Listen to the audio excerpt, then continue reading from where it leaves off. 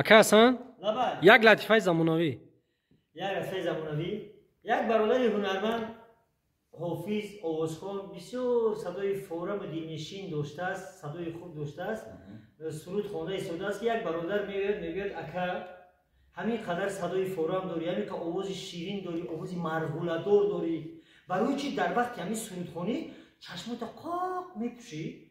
و این حافظ هم چشماش رو کرده که نگاه کرده بغیر زمین یک آدم دیگه هیچ کس نیست. برادر من چشمام میدونی برای چی قاق میپوشم؟ من نمیخوام که همین تماشابین رفتنش بینم.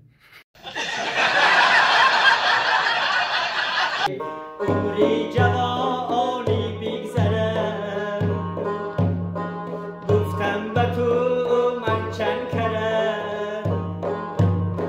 عمری جوانی بگذره، گفتم به تو من چند کره. آید عذاب بر سرت، دردم در وقتش گفته بود. آید عذاب بر سرت،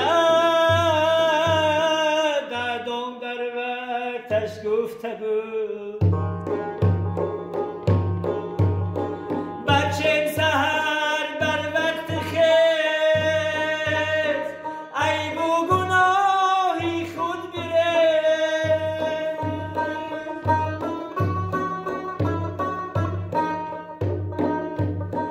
بچه سحر بر وقت خیز،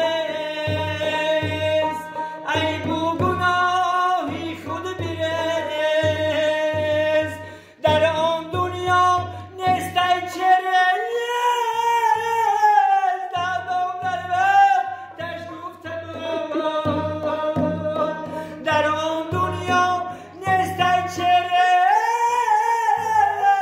دردم در وقتش گفته بود.